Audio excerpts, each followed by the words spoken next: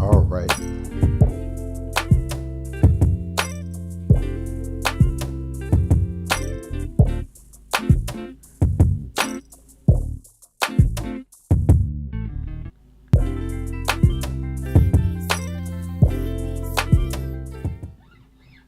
All right, y'all. What's going on? I appreciate those of you who have waited on my little intro. So I'll do my best. My next door neighbor is having their yard cut, so I was trying to kind of wait a little bit. So you might hear that. So I do ask that you excuse me for that. Anyhow, I hope everyone has had a decent weekend. I was going to go live again on, I think, Saturday evening. And, so I'm here. And I'll try to do these lives a little more frequently so that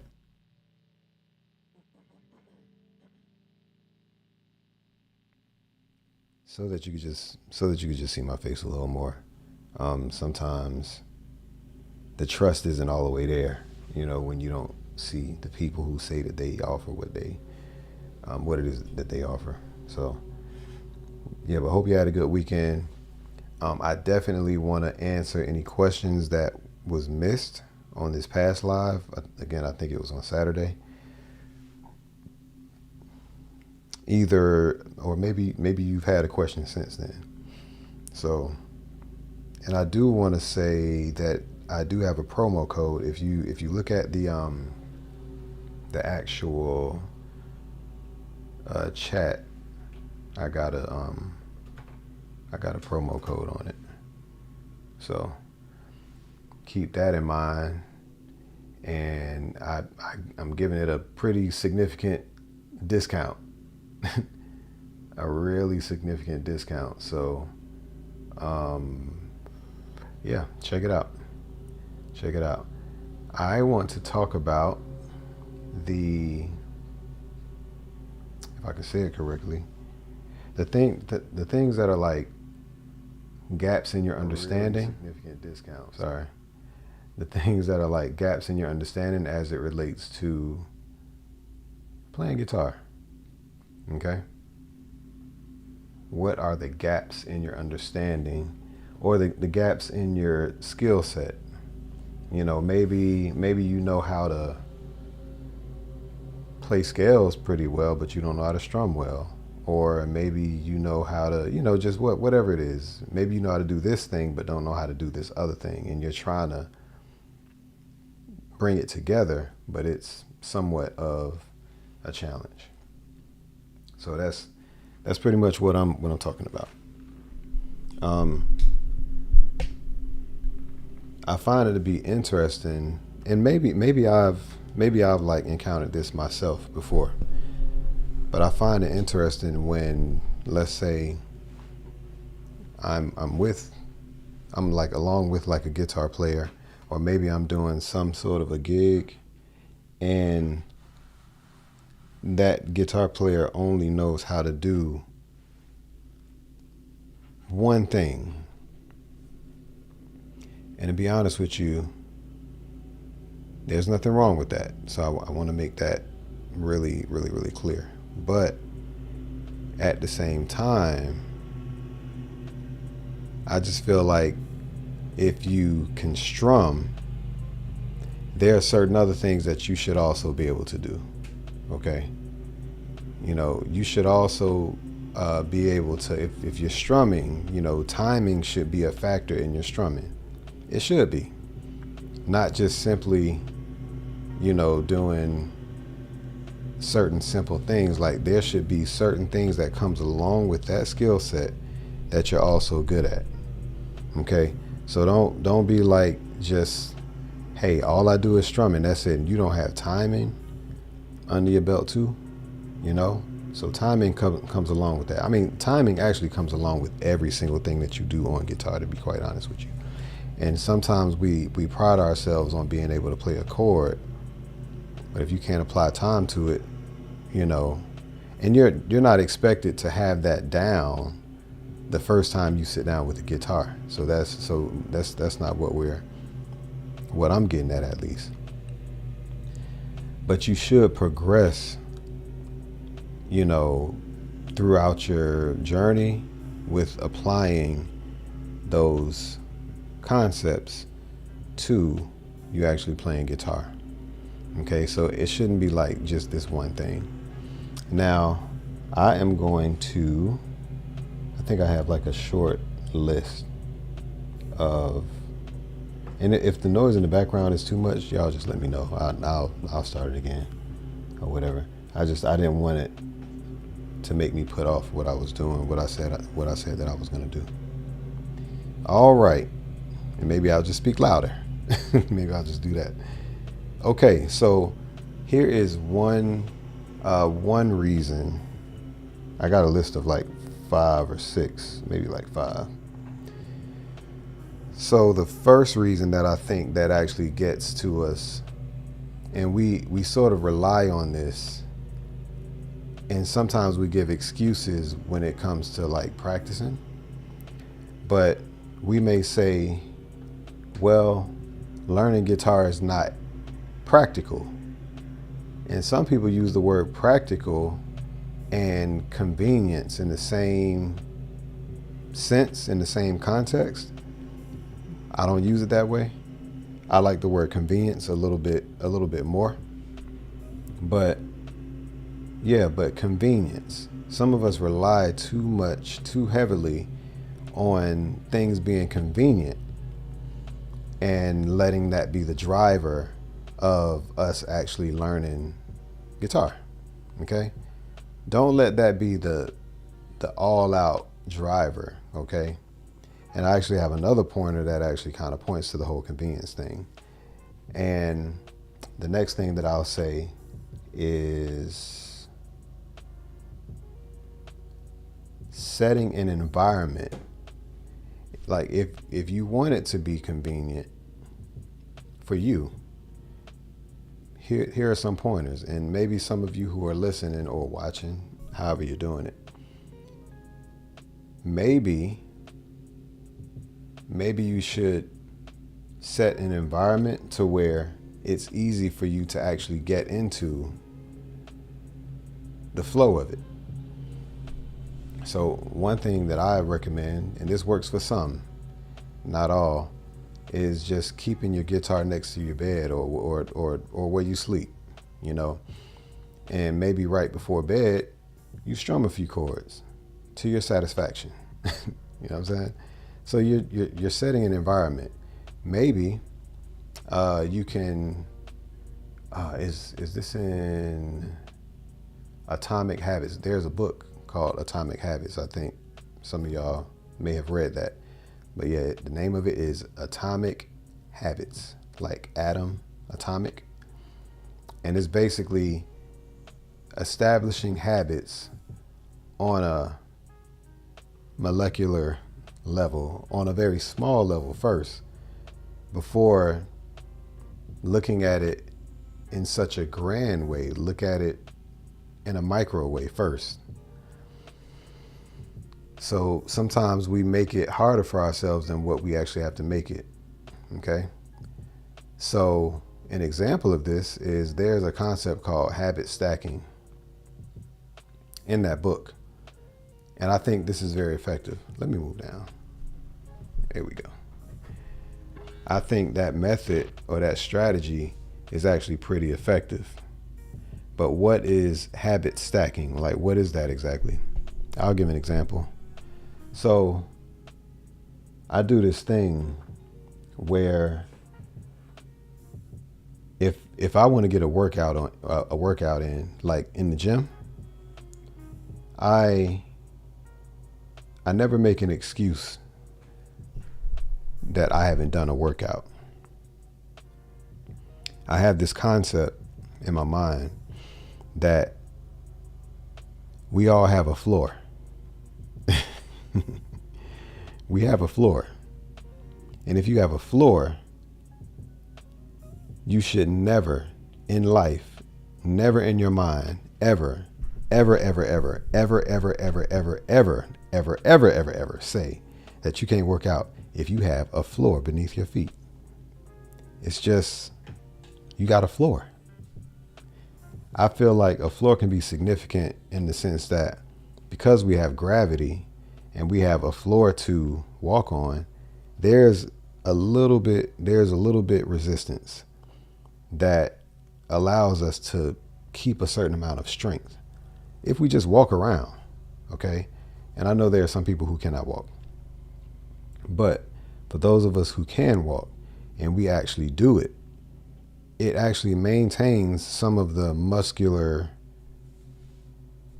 capacity that we have from simply walking, okay? If there was no gravity, our bodies are designed in a way to where our muscles would just go away. You know what I'm saying? So there's like a little bit of resistance that it keeps us a little bit, it keeps us having some muscles. Now, because we have a floor and we have gravity, we can, and I think another significance is that we're pushing back at something and the floor is beneath our feet. So we're on top of the floor, like we're taking authority, so to speak, over the floor, and we're walking on top of it. So this is like a constant reminder that the things that may come against us, or the things that we have to resist sometimes, it's always beneath our feet. I look at a floor that way, okay? So, but also, if you do standing squats or push-ups and stuff like that, if you do enough of them, you'll get stronger, okay? So if I'm reminded that this floor beneath me, I could actually get stronger if I do a little more than just walking.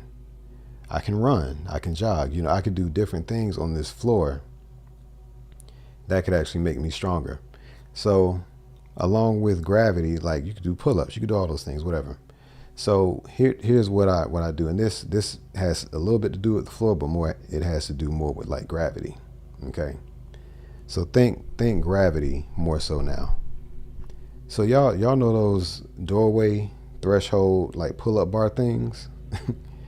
Well, I once had one of those in the doorway of my bathroom. Okay. And I would say to myself, and, just kind of playing a little game with myself or whatever, like, let's say every time I go to the bathroom, I have to do 3 pull-ups or 10 or whatever. Because here's the thing, I'm already going to go to the bathroom. I'm going to do that. So the habit of going to the bathroom and I stack that with doing 3 pull-ups or doing 5 pull-ups or whatever I decide to do. Okay. So now I'm reminded that every single time I pass this threshold, I gotta do this. Okay. So I say that to say, now I'm stacking this habit, and now I have zero excuse for not going to the gym, because I brought the gym to my house. I'm doing these pull-ups, and let's say I go to the bathroom 3 times that particular day. Well, I did not pass that threshold without doing pull-ups, period. Because I walked past it and I'm like, oh dog, I just made this promise or whatever to myself that I'm gonna do these pull-ups. So that's just one way. That's just one way that you can stack habits. So like with guitar, with guitar, you can say that, okay, well, I read every day at this time, or I do this or that, whatever, at this time, and I want to add a habit to something that I already do. I watch TV at this time, or I take a bath at this time, or whatever. Well, set the guitar in the place next to where you do this thing.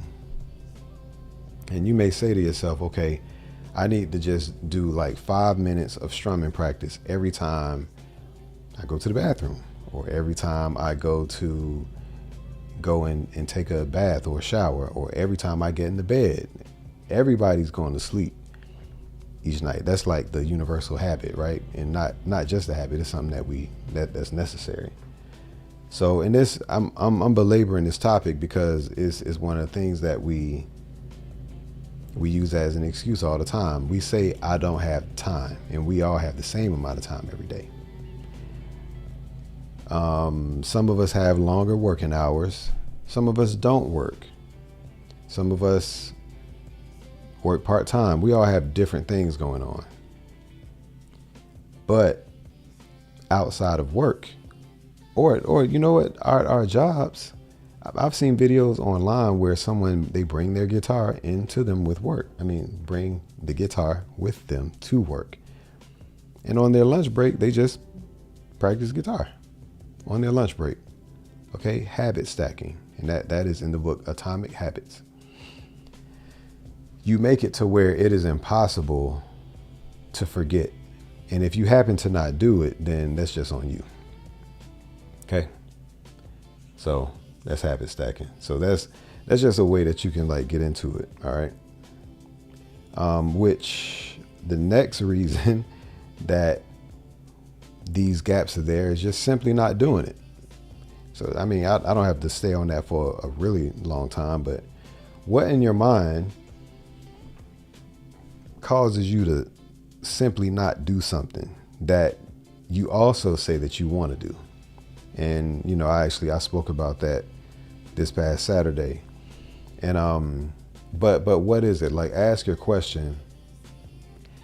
If I set my mind to say, or to think, or if I say to myself, I want to do this, and then I turn around and I don't do it, that should say something to you. Okay.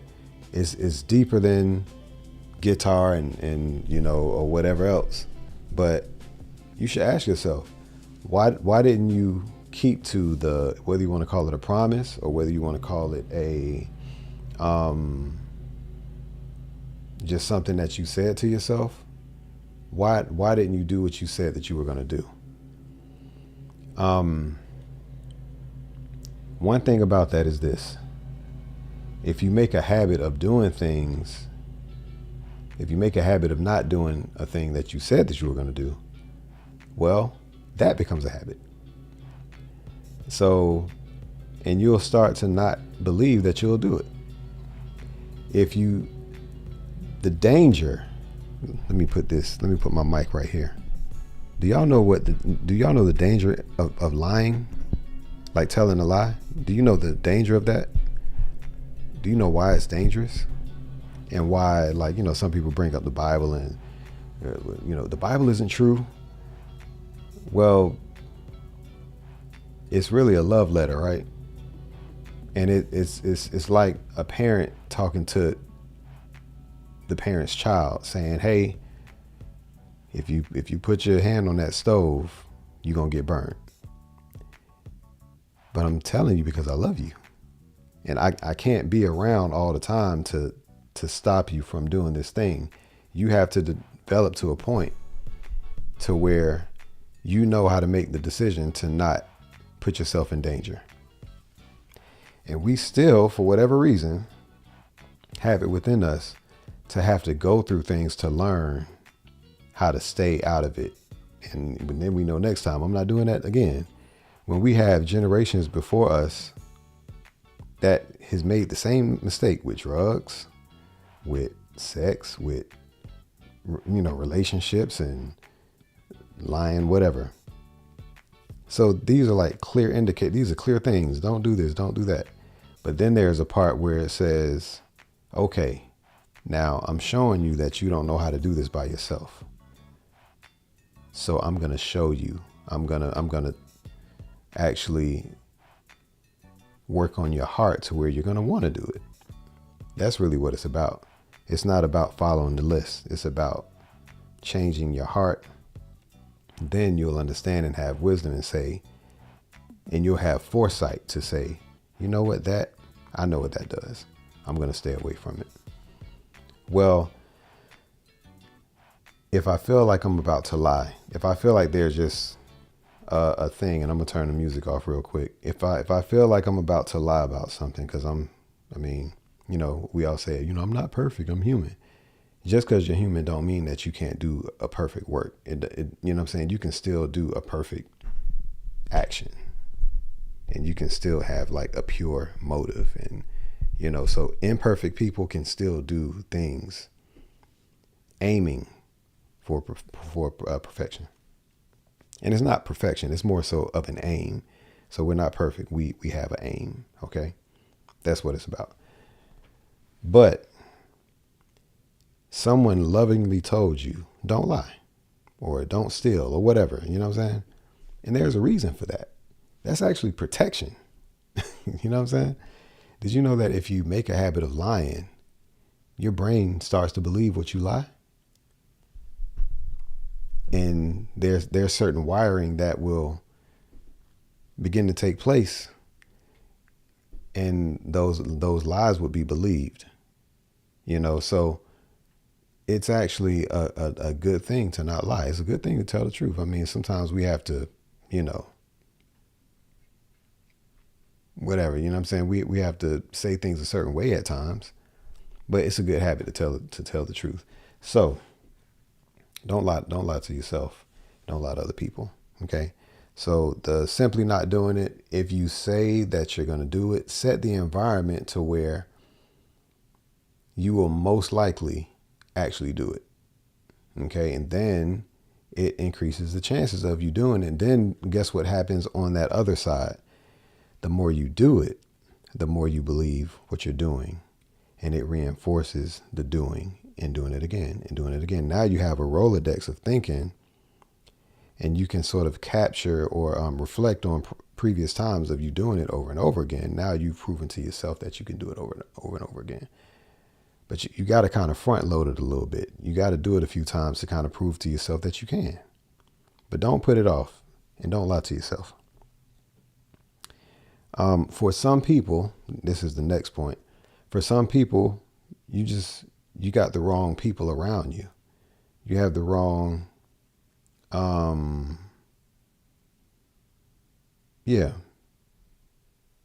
got the wrong people around you.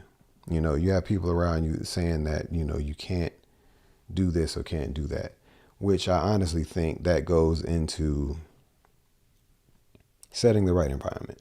So, but you have to make the decision to not be around people who are not like giving you the right words. Get from around it as much as you can, at least during that time. Okay.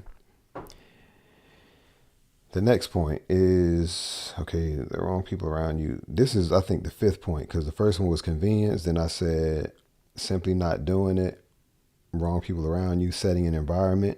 In a sense, you're actually making it convenient or increasing your chances that you actually keep your word. And even though there are more reasons that you may have gaps in your understanding and or your skill set of playing guitar or any instrument, is you might have the wrong teaching or the wrong teacher. Okay. Here's what I mean by that. Sometimes the wrong teacher could be the wrong teacher for you, or maybe the copy hyped you up and you thought that it would do this for you, and it was harder than you thought it was going to be. You should never think that there will be no work involved. Always think, what do I have to do? Okay.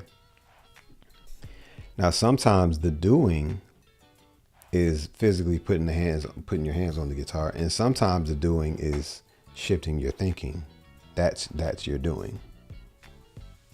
So there may be certain things that you already know, but with the right information, it may enhance what you know, which can in turn enhance what you do.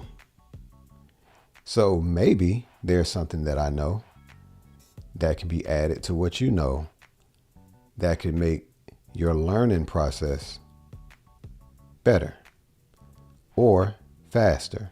But I will never in the beginning, I could say, because I just want to get clicks, because we want people to hit the video. But my aim and my intent is that I want to solve a problem.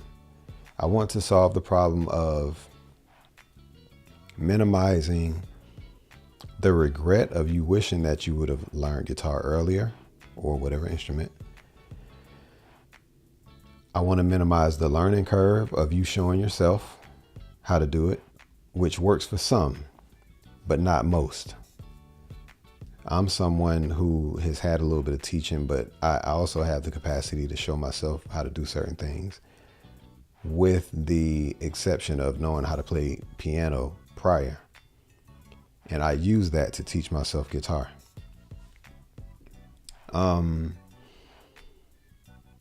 So I sort of had that advantage where I actually used my ear training to navigate around the guitar, and I was able to figure out shapes before I even saw a chart. Before I saw a chart online, I was able to figure out the shapes, regardless of how it was tuned. I could figure out, oh, this is a major chord or this is a minor chord. So not everyone has the capacity or the drive to teach themselves in that same way. But there are courses on how to, teaching you how to teach yourself. But don't have the wrong expectation on that. So that is for some people. But as far as an actual teacher giving you the right information to add to what you know to actually accelerate your output, that's not going to happen automatically. So some of you, you're doing this. You're fishing around the internet hoping to find a miracle when you need to lock in on one person or one concept. And I'm not saying that you cut everybody out. I'm not saying cut every other teacher, but zone in on one, whether it's me or, again, like I say all the time, if it's not me, find somebody and lock in with them. You're going to accelerate more by doing that, even if it's not me. Find somebody you like their teaching style and lock in on what they're doing until you start to see the needle move, until you start to see results in your playing. Lock in with them. You are really doing yourself a disservice by not locking in. Okay? And if it's not that serious for you, then it's not that serious for you, but just know that on the other side of not doing that bare minimum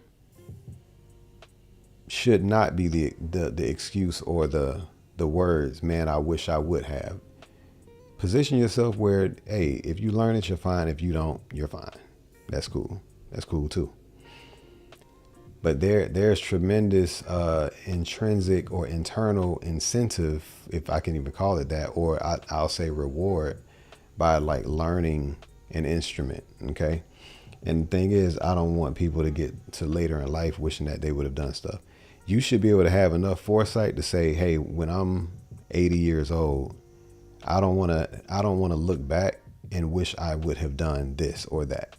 So just make use of your time in the way that is valuable to you right now. And, you know, be productive with the time. Everything shouldn't just be like taking a nap or resting and doing nothing outside of work. Like, come on, yo. So anyhow, right now I have no questions, and that's fine. I usually do playing when I have questions, but if y'all got questions, let me know. Now, what I will say is that I made my product, my strum training course, I made it 75% off.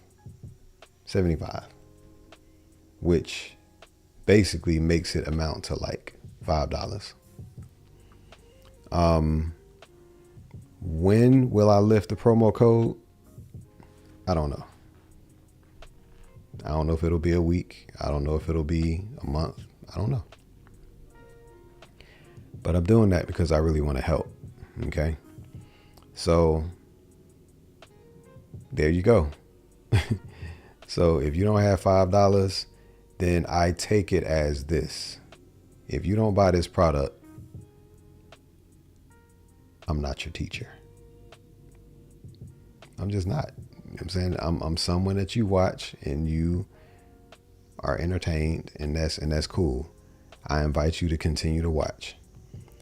But I'm actually mentioning a universal principle that actually blesses people who actually invest in themselves. Okay. So, and I am okay with that. I would still be having this live even if I saw no people watching now. Okay. So I want y'all to know that, for the record. I really am that way. So, but it is $5. In other words, it is 75% off. All right. So I really do want to help. Okay. And you all will see more like free downloads. I'm going to say this. Here's one of the reasons I have some free downloads, but here's one of the reasons why I haven't done more. It is because like I create backing tracks, right? And I create backing tracks of actual songs, and I do it from scratch right here, sitting right here. That takes a lot of time. Okay. And I know I'm not trying to be in y'all's ear, like, you know, don't pity me. Like, I do it because I love it. But the thing is, it takes a lot of time. So I wanted to give y'all those as free downloads, but then I realized that was illegal. I can't do that. I can't do that. So there are some things that I have that it will be illegal for you to download. Now, there are some people giving backing tracks of the actual song, and they shouldn't be doing that, and they're not paying the proper fees to do that. Okay. So, that's one thing. I'm working on getting y'all more backing tracks, and alert, there are backing tracks with this course, but it's something that I created for the course. But I will work on having backing tracks, but these will be likeness tracks, you know, of a song, or just general, you know, backing tracks that y'all can like play along with, and I'll make those like free downloads. You see what I'm saying? So that's kind of been the hold up with the free downloads part, because I'm like, I have tens of tracks, maybe not hundreds yet, but tens of tracks that would be nice as like a free download. Here is where I have those backing tracks though. I have those backing tracks in my private community. That's like a part of it. You know what I'm saying? I'm not going to go down the list of what I have and don't have in there, because I've said it before. But now those backing tracks are in my private community, available for people in the community. Okay. So I do have that. So I just wanted to go live just to say those things. You know, there are more reasons, but I really want to help you fill the gaps of your skill set. Okay. It's something that I'm motivated to do, and it's something that I can help do. I can actually help doing. So if there are no questions, I trust that, maybe your questions have already been answered, or maybe some of y'all are at work. But I'll stick around for a little, and if I see no questions, I'm gonna hop off. But just know also, I wanted to say this. I can direct message. Like I have the ability to do that now. They've, when I say they, the YouTube people have granted me access to direct message, but I have to actually, I got to invite you. That's how they have it set up. You can't just go and direct message anybody. Okay. So, sort of like, what do you call it? Like Instagram, you can't, you can go and direct message or DM somebody if you follow them or whatever. Sometimes people private their account, but YouTube is a little different. You have to invite people to do it. All right. So I'm only going to do that with people who are just kind of not in my face, but people who I see more frequently and stuff like that. But all right. I appreciate y'all. And I will stick around. I'm going to play this video, but I'm going to stick around just in case I have questions. All right. So let me know what you got.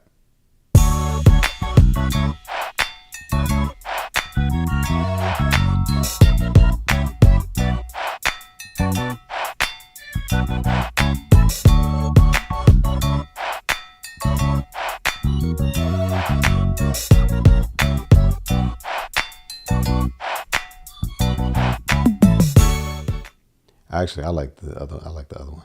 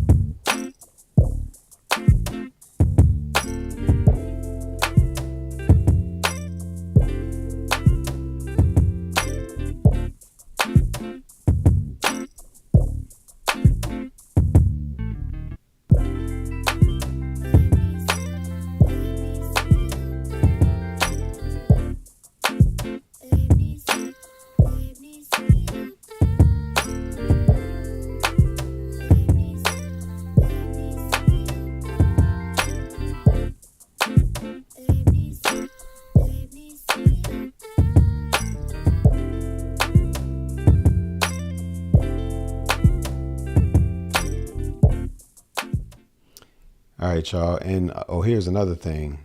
If this is like a bad time, let me know if it's a bad time, because I can maybe work in doing it later. You know what I'm saying? If it's like a lunch break thing or whatever, I can do it on lunch break. I can come back and do another live at 12. You know what I'm saying?